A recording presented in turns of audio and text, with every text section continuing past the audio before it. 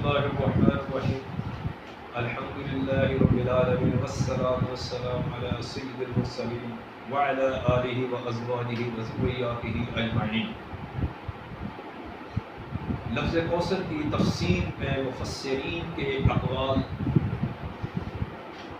کہ حضرت ابن عمر رضی اللہ تعالی عنہ بیان کرتے ہیں کہ رسول اکرم صلی اللہ علیہ وآلہ وسلم نے فرمایا الکوثر جنت میں نہر ہے، اس کے دونوں کنارے سونے کے ہیں، اس میں موتی اور یاقوت جاری ہیں، اس کی مٹی مشک سے زیادہ خوشبودار ہے، اس کا پانی شہد سے زیادہ میٹھا ہے اور برف سے زیادہ سفید ہے۔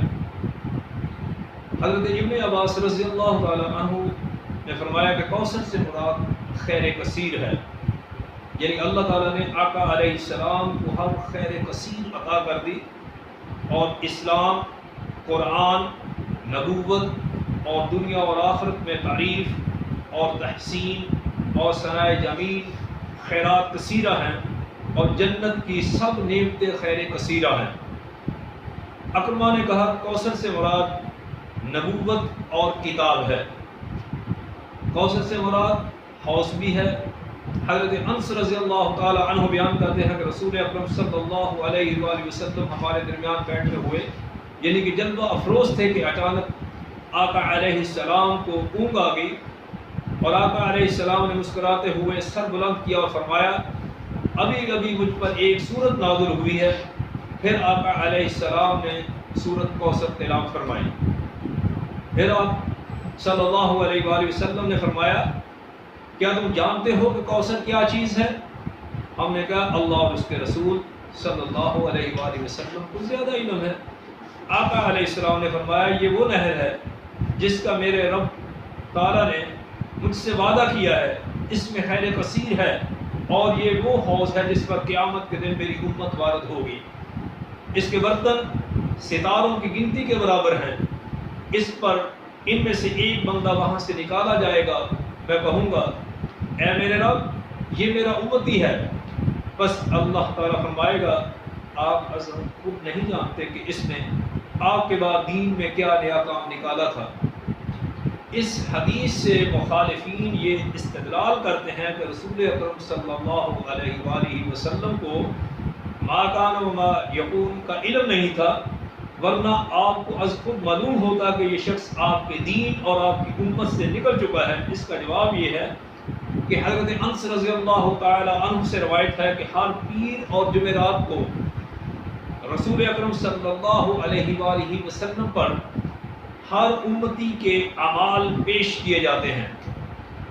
سو جس شخص نے دین میں نیا کام نکالا اس کا عمل بھی آقا علیہ السلام پر پیش کیا گیا تھا، لہٰذا اس حدیث سے آقا علیہ السلام کے علم کی نفی نہیں ہے، البتہ اس میں آپ کی توجہ کی نفی ہے۔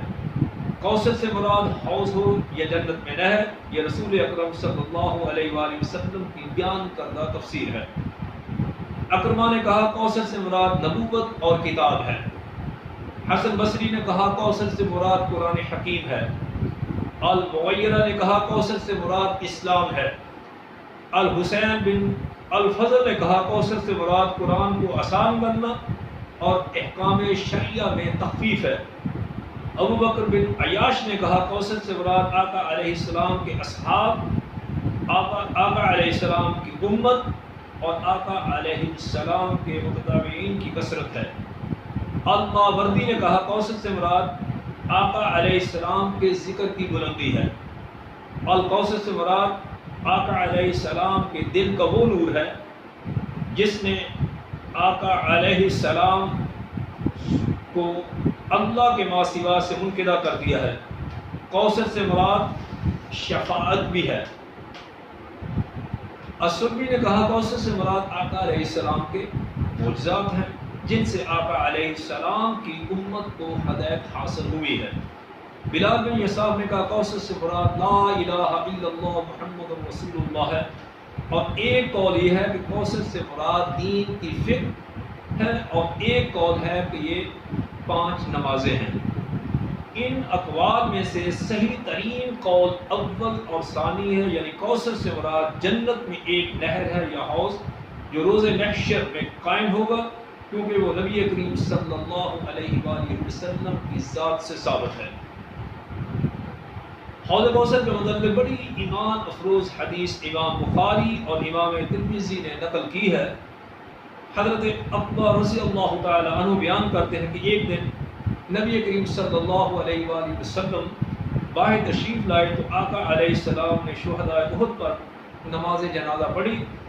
پھر آقا علیہ السلام منبر پر تشریف فرما ہوئے، بس آقا علیہ السلام نے فرمایا میں حوض پر تمہارا پیش رو ہوں گا اور میں تمہارے حق میں گواہی دوں گا، اور اللہ کی قسم میں اپنے حوض اب بھی دیکھ رہا ہوں، اور بے شک مجھے روئے زمین کے خزانوں کی چابیاں دے دی گئی ہیں، اور بے شک مجھے تم پر یہ خوف نہیں ہے کہ میرے بعد تم سب مشرک ہو جاؤ گے، لیکن مجھے تم سے یہ خطرہ ہے کہ تم دنیا میں رغبت کرو گے۔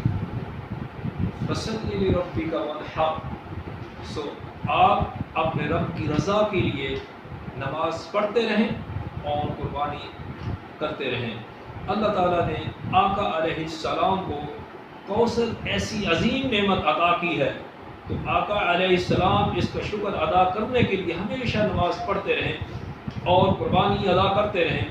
اس میں اللہ تعالیٰ کی طرف سے یہ بشارت ہے کہ وہ اپنے محبوب کو اس قدر خوشحال کر دے گا کہ آقا علیہ السلام قربانی کرتے رہیں گے۔ ایک اور یہ ہے کہ نماز سے مراد عید کی نماز ہے، اور دوا نہر سے مراد عید الاضحیٰ کے دن کی قربانی کرنا ہے۔ دوسری روایت ہے کہ اونٹ کو نہر کرتے وقت آقا علیہ السلام قبلہ کی طرف منہ کریں۔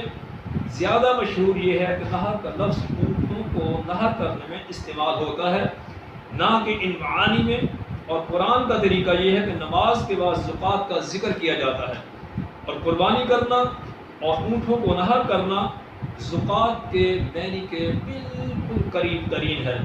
زیادہ مناسب یہ ہے کہ اس آیت کو اس پر محمول کیا جائے کہ آقا علیہ السلام اللہ کا شکر ادا کرنے کے لیے اللہ کی رضا کی خاطر نماز پڑھیں اور اس کی قربانی کریں۔